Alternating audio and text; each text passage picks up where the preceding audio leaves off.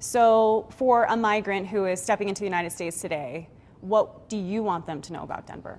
Well, we remain a welcoming and inclusive city, but it's very important that for us to be in the best position to serve you, that you have contact with the immigration officials at the border.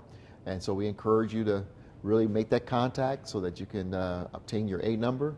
And no matter what city you're coming into, our federal guidance tells us that we are better positioned to serve you if you've had that contact. The A number, why was that so important to the city in terms of, the logistical? Well, I think it's important. First of all, we're following federal guidance from FEMA that says, we're going to provide shelter and emergency food service, that we have to have, that the migrant that we're dealing with has to have contact with the immigrant officials at the border. And so that's why it's important, because we're expending a lot of resources, and we need to make sure that our partnership is strengthened with the federal government by making sure we're serving those who've had contact with migrant officials at the border. Starting next week, that rule goes into place. Yeah. What is going to happen to those who did not encounter immigration when they do arrive here in Denver? Yeah, we'll be able to continue to serve them, but the reality is that we'll be very limited in what we can do from the city standpoint. We'll continue to try to connect them with services that are in our community with our partners who have been tremendously valuable to the migrants as well as to the city of Denver during all of this since they first started arriving in November. But the reality is that we are extremely limited with what we can do if you haven't had that contact. And we are moving away from the shelter services as a city and really just working on facilitating connectivity services. But we're limited in how we can work with nonprofits who are our partners, who are phenomenal, valuable partners, if we're serving people who don't have the A number. And so we can help each other if we have migrants who have contact with the officials at the border, and we're able to provide the best service we can to them when they come to Denver. Are you at all worried that those who do not encounter immigration, that they will be unsheltered? Do you worry about tents with migrants? Absolutely. We want to provide the best service. We want to make sure that they have an experience here that allows them to get more stable, allows for them to become more independent, and allows for us to, without concern, provide the best services we can for them. But we can't do that, or we're extremely limited because we have finite resources. We can't endanger our ability to serve all people, particularly the people, the citizens and taxpayer of Denver, without being mindful of what the federal guidelines tells us. And so we're doing what we can to send the word as loud and clear. One, that we want you to have contact with migrant officials at the border, and two, we're not sheltering, and we have limited resources, and so you might consider other options and locations in which to go, but just know that Denver is really just trying to facilitate with our partners, and in order to help them, help you, we got to make sure you have contact. Yeah, nonprofit leaders also worry that migrants will end up on the street or in tents as a result of that A number, as a result of the policy that will go into effect next week. If migrants are on the street, do you think that that is an image of a sanctuary city? Well, I don't know what an image of a sanctuary city looks like. All I know is that Denver has values, and our values is that we try to serve and protect and be inclusive of every vulnerable individual in our city. And we'll continue to do everything we can to provide the best services. What we cannot do, and as mayor, what I cannot do as the trustee of the city, is to put the city in a financial bind. And I got to tell you, $12 million not being secure that the federal government is going to reimburse us really puts a potential danger or dagger in our ability to provide the services to all the people of Denver, including our residents and taxpayers.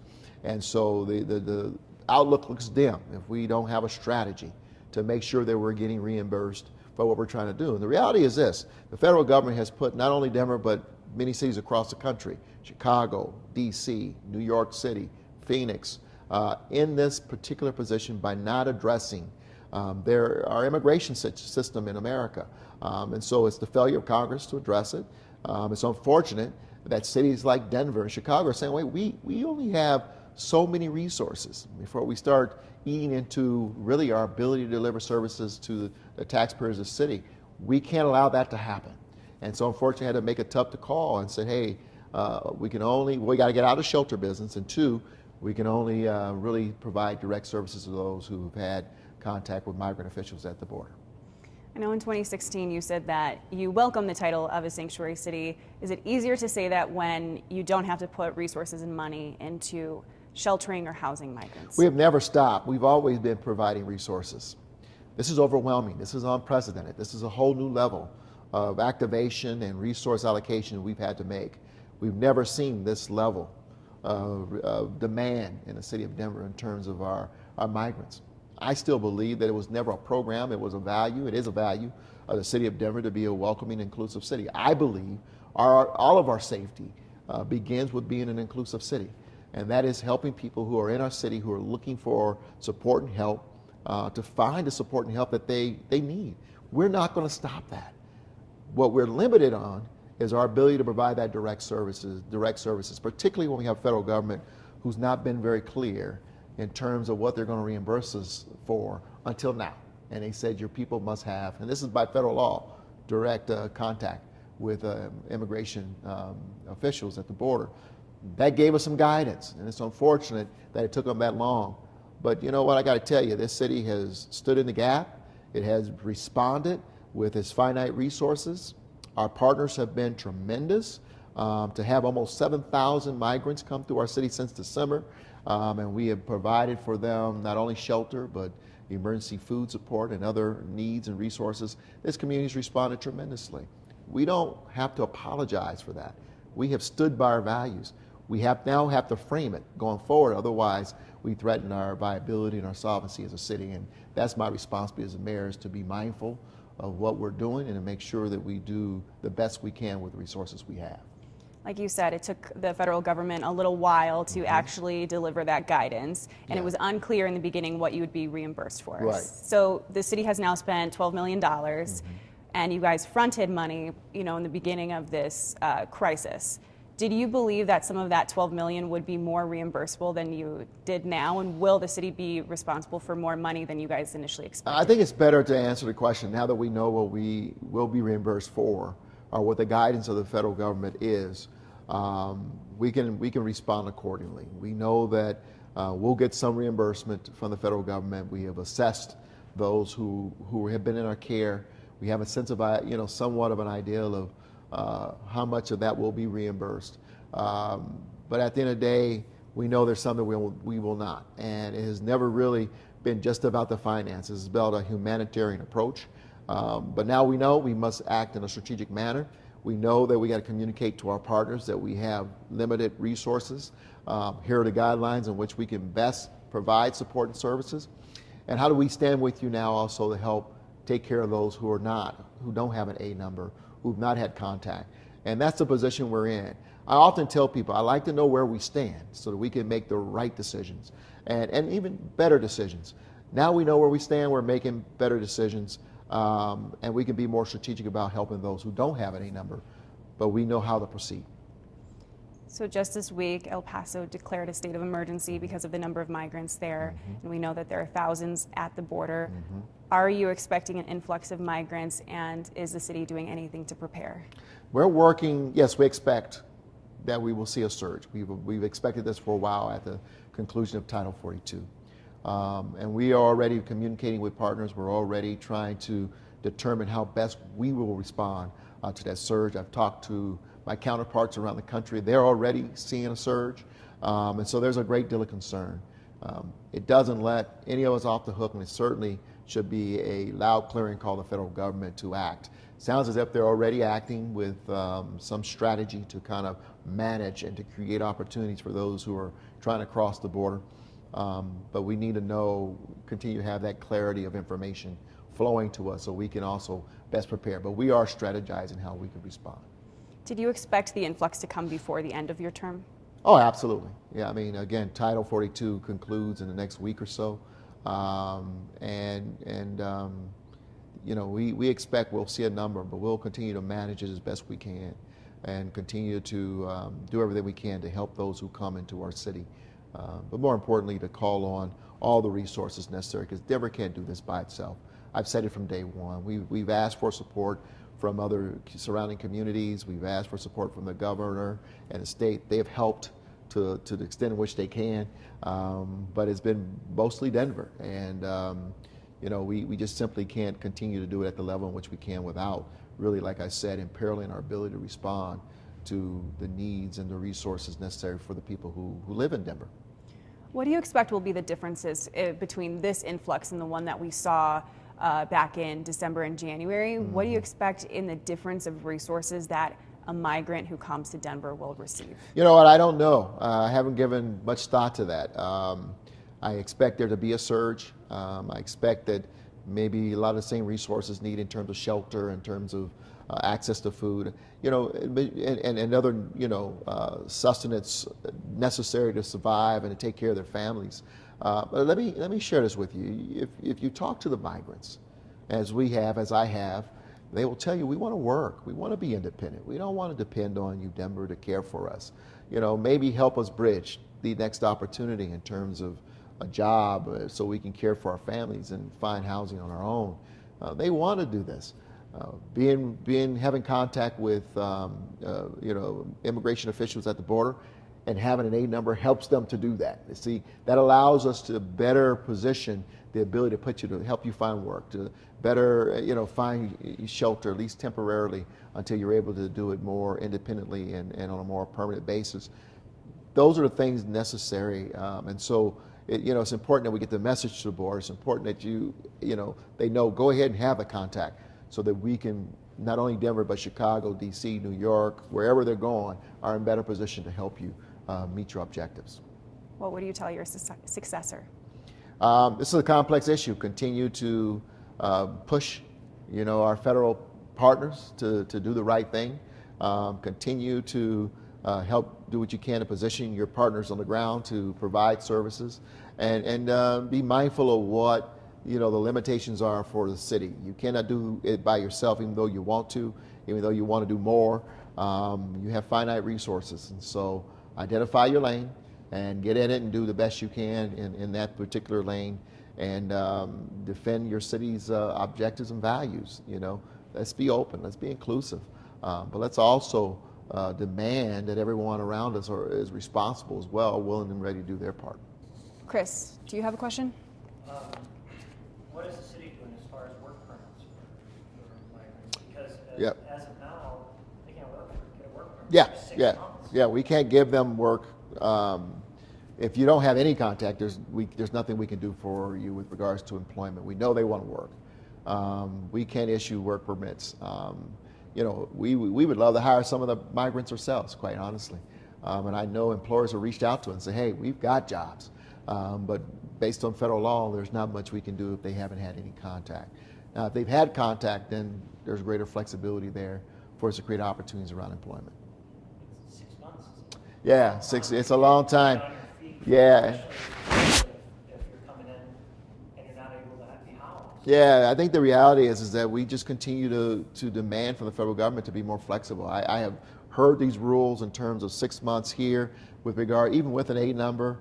And it's that's ludicrous. I mean, what does someone do for 6 months? How do we help them over the 6 months? One, there's need and demand for employees. Two, there's need and demand for jobs. So we have the two. Give us some flexibility, and so we have pushed hard for that waiver. And so we'll wait to see what the federal government does. I hate for it to get worse before it gets better. But unfortunately, that might be what federal government officials and Congress need to see before they act in a responsible manner.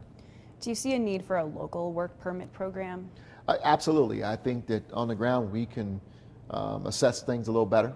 We can do some clearinghouse with the migrants or anyone who needs a temporary work permit until the federal government is able to vet and they get past the 6 month waiting period. But the reality is people need to take care of their families today. And we have need for people to work today. There's just a great opportunity there. Unfortunately, bureaucracy is getting in the way. What would you consider a mistake or something you would have done differently the first time around? We've learned a lot since this all started in the fall and early winter. A lot. And a lot of lessons have come from border cities who really helped taking the time to guide us on some of the things. One is we react as a city. We react in a way that says we've got to care for the people, which that will never change. But the reality is that there are lanes in which you're better prepared and better equipped to respond. As a city, one of the first things that several of the border cities said to us is get out of the business of providing shelter. That's not your lane. That's not what you do. And if once you get into it, you'll never get out of it. And so you saw us pull back, very quickly on the shelter because we needed to make sure that we got people and organizations and partners stood up who are better prepared to provide that service. And so that was one of the mistakes. Obviously, again, we're reacting. We were working to move very quickly to provide support, particularly in the winter time in this city. By the way, they started to come at an unprecedented dip in temperatures in Denver that sustained themselves for several days, which we don't see that very often in Denver. So we did that, and it's define your space. And we're a better facilitator of network of providers than we are providing services. And so we began to rethink how we approach the situation. Tremendous lesson learned. Difficult for a lot of stakeholders, including the migrants, but one I think brought clarity in terms of the roles that the city of Denver would play. Yeah, for sheltering, rules have changed, right? Initially, there was no rule, and then it was the 14-day rule, and Yeah. now it's the 30-day rule. Yeah. But the 14-day rule, the city really never enforced. And a lot of people believe that it was simply a way to get migrants out of the city. It was a way to, and it's important that you signal, and again, this comes from lesson learned, to migrants who are coming into the city that there has to be some boundaries. You have to have some guardrails. You can't continue to provide service, whether you are native or foreign-born, for people for perpetuity. You have to have some guardrails in terms of the amount of time that you're able to do certain services, particularly when you're seeing so many people coming in and you have limited space and you have finite resources in which to provide a service. So we have to define how long we're going to be in this for individuals. And it was what you saw was Denver trying to define really what our limits were, really how best to serve people, for how long we can serve people, to where it's no longer healthy for them or for us in a strategic, operational, financial way. And so those are lessons learned. Denver's not used to this. We're not a border city. Chicago went through a lot of the same situation, DC, New York. It's like stuff we were doing early on, we can't continue to do it. So we have a different profile today than we did back in November and December. And I think it's a more responsible, strategic profile, and one that makes sense, again, that's in the best interest of the migrants as well as in the best interest of Denver and its finite pool of resources. I guess I just want to ask, that policy shift is going to come Monday the 8th as far as not being able to shelter migrants without a name number. Or is the city just going to simply turn people away? Or what is that No, it won't. look like? Yeah, no, we're not in the business of just turning people away, but I think it's important for everyone, our entire system of service delivery, for migrants to understand that Denver is limited in terms of what we can do going forward. We've received the guidance from FEMA and the federal agencies, and we'll do the best we can to connect people with services. Our role is facilitation of services. And by the way, that pool of resources are also limited. We cannot create something that's not there. We'll do the very best we can to serve people. But at the end of the day, it's important for them to have good information at the border as they decide where they're going to go. And it's important for us to send a signal to all of our service providers and partners in terms of what we can and are able to do without putting the city in jeopardy of its viability and its solvency. Just to go back to his question too, though, the previous question about what's going to happen next week, one nonprofit thinks that they're just going to have to tell people when they arrive at Union Station, be it on a bus, on a train, whatever kind of public transportation, they believe that they're just going to have to say, we can't help you. Everybody has their limitations, unfortunately, and I think it's important for people to know what their limits are. Now that we understand a little bit more about what the rules of the game are coming out of Washington, until there's further assistance coming or any signal that there are more resources coming to our cities. And so the next partner steps up, and we just have to continue to do that. The reality is that we don't have an unlimited pool of resources. And it's important for not only the migrants, but our entire network of services to understand that. This is a tough call because we believe in our values. We believe we stand able to support people. But just like in any situation, we have limitations in terms of how many resources we have available to us, and we got to acknowledge those and be honest about it, and to signal those who want to come to our city about our limitations. We'll do the very best we can to continue to stand by our values and continue to provide support and services to people. But we also got to be honest with you about there's so much. It's just the reality of how we're operating. Unfortunately, our federal system has created a situation for cities all over the nation. Title 42 is lifted here in about a week. Are you concerned? Title 42 has naturally left people out of the detention facilities. Are you concerned that the detention facility here in Colorado will be full again? I'm concerned that we don't have a plan as a federal, as a nation, to handle those who want to come and pursue opportunity in this nation. And it's unfortunate. And unfortunately, mayors like Mayor Hancock in Denver and Mayor Lightfoot in Chicago and Mayor Adams in New York are all concerned because we're trying to provide the best services to our people, but also welcome people into our city who want to come and be productive and to start a new life of pursuit of opportunity. And we're handicapped by that because we don't have a strategy from the federal government. Cities can't do this. It's just not what we're equipped to do. States are reluctant to lean in. So it's unfortunate. I'm concerned that our whole system is failing, and it's failing the migrants, it's failing the taxpayers of this nation, it's failing our cities, and unfortunately the only people speaking up are mayors who are standing up saying, let's be more humane about the situation, and let's make some right decisions, but we need the support of the federal government to lean in. One final question, Yeah. It's not too hard. Did you ever expect Denver to be a city where migrants had a goal to come here? We have always been a city where, we've had migration, immigration into our city, but not to this level. We are not a border city. We know that there have been some political theater out there in terms of transporting migrants to our city. Although Denver, we don't have any evidence that Denver has been that target, but we know that, we just never saw ourselves as that natural place that migrants will come in busloads. And, unfortunately, maybe we should have. I mean, that's a lesson learned. Prepare for the worst, but expect the best in terms of our ability to serve people. No, I can tell you that in terms of being a part of this phase of migration into Denver from what's happening at the south of the border, we didn't see ourselves as that place. Why do you think they came here, though? I think, I don't know. I think, Denver is a, welcoming city. It's not a bad place. But one of the things I will tell you is that today, when you look at our numbers, in terms of cities where we had an initial influx, we have a smaller number than most of the cities. Matter of fact, all of the cities that were initial hit, that's fall and early winter. I think Denver was a pass-through for most of the cities. To have the small number, less than 500, I believe, is what we have still in our care. Most people were just passing through. So 2 shelters are still up and running? Two nonprofit. No, we don't have shelters in the city of our facilities. We have our partners who are facilitating or caring for people in shelter. So about 500 currently? Yeah. Okay. All right. Mayor Hancock, thank you so much. Thank you.